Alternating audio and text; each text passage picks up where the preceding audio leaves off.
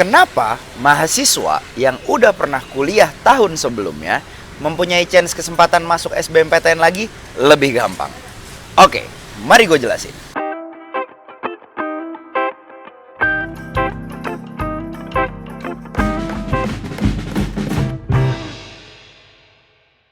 Oke, mungkin kalian banyak banget yang bingung atau dari beberapa kalian bertanya, kenapa sih kok lu udah kuliah terus lu daftar UTBK lagi atau daftar SBMPTN lagi, atau kenapa sih kok mereka masih boleh daftar gitu. Nah, sebenarnya ada banyak alasan mengenai hal tersebut.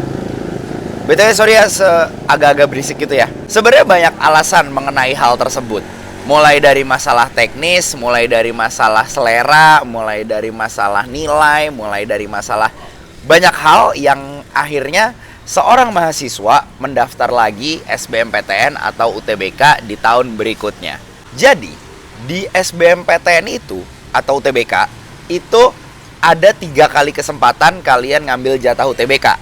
Yang pertama adalah di tahun pertama kalian lulus, jadi lulus SMA langsung daftar UTBK. Lalu di tahun pertama kuliah atau 1 tahun setelahnya, lalu di tahun kedua atau 3 tahun setelah lu lulus kuliah. Setelah lu lulus SMA. Jadi ada 3 kali nih jatahnya. Nah, untuk peraturan tahun ini, kalau misalnya kalian SNMPTN dari angkatan 2019, 2020, 2021, kalian nggak boleh daftar UTBK. Tapi kalau sebelum-sebelumnya itu sebenarnya boleh. Jadi lu misalnya SNMPTN, terus lu daftar UTBK lagi atau nggak daftar SBM tahun depannya, itu boleh. Tapi kalau misalnya sekarang itu kalau lu yang anak SNMPTN itu lu nggak bisa. Jadi kemungkinan besar untuk tahun selanjutnya ketika lu sudah diterima di SNMPTN, lu nggak bisa lagi daftar UTBK. Jadi lu mau pindah kampus, lu mau pindah jurusan, itu agak-agak gimana ya, tidak mungkin gitu loh. Maksudnya kayak lu tidak diberikan akses ke situ gitu. Nah, balik lagi, kenapa mahasiswa yang udah kuliah sebelumnya banyak yang pengen ngambil UTBK lagi? Nah, bisa jadi itu adalah karena yang pertama, ini yang paling banyak nih alasannya, karena salah jurusan. Jadi misalnya kan kalau daftar SBM itu kan ada 2 pilihan ya, ada 2 pilihan, pilihan pertama, pilihan kedua. Mungkin pilihan pertama emang yang dia pengen, tapi pilihan keduanya itu adalah yang penting gue bisa masuk lah, atau enggak gue daftar di sini aja lah karena gue nggak tahu mau daftar apa di mana gitu. Atau bisa juga karena pilihan dari orang lain, entah itu gurunya, entah orang tua, entah mentor bimbelnya, entah siapapun itu, atau cuma ikut-ikut temen. Dan kejadiannya biasanya ketika masuk nggak cocok, atau nggak malah nilainya jelek banget, kayak aduh kok gue masuk jurusan ini nilai gue jadi nggak bagus, nggak ngangkat, mendingan gue cabut lah ya, mendingan gue ngulang di jurusan yang emang gue pengen. Dan mungkin selama setahun dia belajar di kuliah, dia ketemu kan, kalau misalnya lu di kuliah lu temenannya pasti sama anak kuliah juga tuh, anak dari jurusan lain. Nah, di situ baru ketemu, kayaknya jurusan dia enak nih, kayaknya jurusan dia gua banget nih. Nah, mungkin baru ketemunya di situ. Sedangkan kalau lu di SMA, lu kan cuma kayak, oh gue pengen jurusan ini, gue pengen jurusan ini, gue pengen jurusan ini, teman gue pengen jurusan ini, itu karena gini. Lu belum kebayang mata kuliahnya kayak gimana, kondisi kampusnya kayak gimana, terus cara belajarnya anak kuliah tuh gimana. Nah, itu biasanya yang membuat teman-teman yang udah dapet kampus itu mau SBM lagi atau UTBK lagi gitu. Nah, biasanya alasan lainnya adalah gue penasaran. Jadi ketika lu dapet di jurusan yang lu mau, misalnya jurusan pilihan kedua yang lu mau, lu masih penasaran, gue sebenarnya eligible nggak buat dapet di jurusan pertama gue. Jadi setelah lu 1 tahun kuliah, lu mau kayak ngetes aja gitu loh.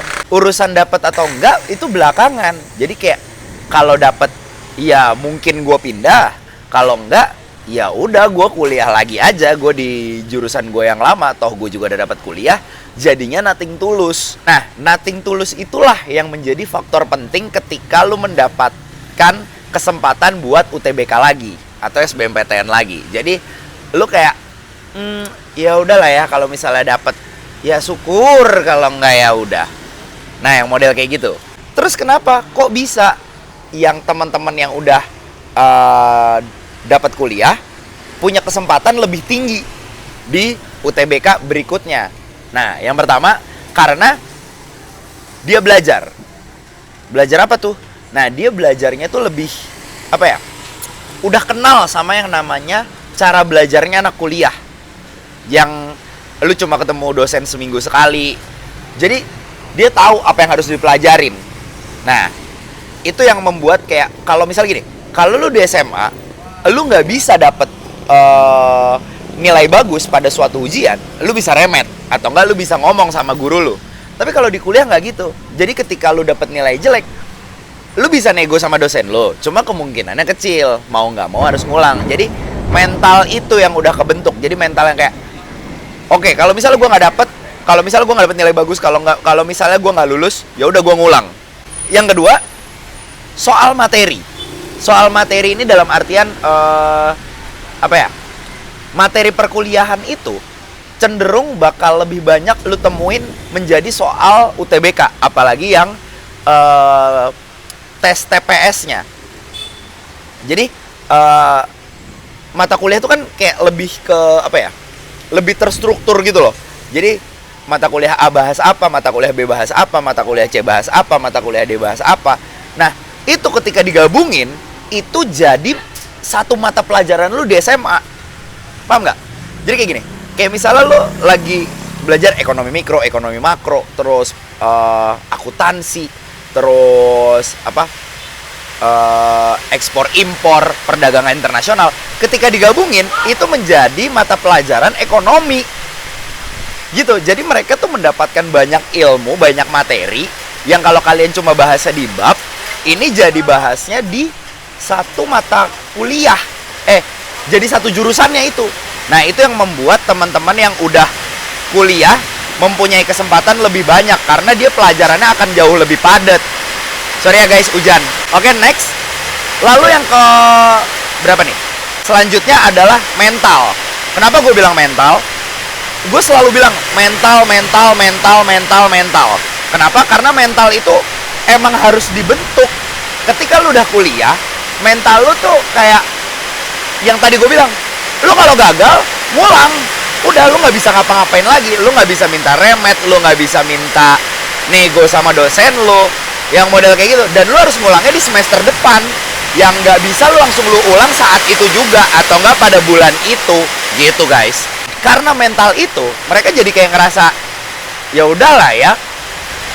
Toh, gue juga udah berusaha. Kalau misalnya enggak, ya gue tetap ngelanjutin kuliah. Kalau enggak, ya udah. Gue cuma penasaran doang, gitu. Oke, lanjut. Jadi setelah masalah-masalah tadi, kita pergi ke proses ujian. Nah, ketika proses ujian, teman-teman yang udah kuliah ini biasanya mereka lebih kenal environment ketika tes. Karena apalagi kalau sekarang kan tesnya di kampus ya. Mereka udah pernah ke kampus gitu loh. Sedangkan kalau lu ke kampus mungkin cuma survei atau kayak cuma lu nggak tiap hari ke kampus. Sedangkan kalau misalnya mereka tiap hari ke kampus, ya walaupun online, seenggaknya mereka udah tahu ketemu dosen tuh kayak gimana, terus lingkungannya tuh seperti apa, teman-temannya kayak gimana. Apakah teman-temannya yang ketemu setiap hari terus ngobrol pas jam istirahat ngobrol? Nggak juga. Toh kalau misalnya lu kuliah, lu di kuliah, terus lu belajar, terus selesai kuliah, ya udah lu ngurusin urusan lu sendiri, nggak ada urusan sama temen lu. Paling kalau misalnya lu main sama yang kenal aja gitu kan, sama yang teman-teman lu deket lu aja gitu. Dari situ yang mereka punya apa ya, perasaan yang kayak, oke, gue datang, gue kerjain, gue lupa, udah habis itu gue mau ngapain terserah, gue nggak peduli. Nah, yang kayak gitu. Dan juga mereka udah siap dengan gini-gini. Gue nggak bisa ngasih ilustrasinya, tapi coba deh kalian tanya-tanyain ke teman-teman kalian yang udah kuliah. Ujian di SMA sama ujian di kuliah itu beda. Ujian di SMA kan per mata pelajaran, terus kayak per mata pelajaran, terus kayak ya udah kalian mencoba mengakomodir itu gitu loh. Kayak pelajaran A lu bisa, pelajaran B lu bisa, pelajaran C lu bisa. Sedangkan kalau misalnya di kuliah, ya lu harus bisa mata kuliah. Lu bisa mata kuliahnya aja, lu tuh belum tentu dapat nilai bagus. Gitu loh. Apalagi kalau misalnya lo ketemu dosen yang emang pelit nilai atau yang kayak gimana, itu adalah faktor lain. Nah, karena teman-teman yang udah kuliah ini udah pernah ngerasain yang namanya environment test yang seperti itu, setidaknya 4 kali UTS, UAS, UTS, UAS. Seenggaknya 4 kali itu udah bisa jadi modal yang jauh berbeda daripada waktu lu cuma tryout doang. Gitu guys. Itu adalah beberapa alasan dan beberapa hal yang bisa lu jadikan bahan pertimbangan kalau misalnya lu pengen dapet kesempatan yang lebih banyak. Jadi biar lu nggak jiper gitu lah kalau lu ketemu mahasiswa yang ngulang SBMPTN sama UTBK lagi. Oke, mungkin itu aja buat hari ini. If you like this video, don't forget to like, comment, and subscribe. See you in the next video and see ya.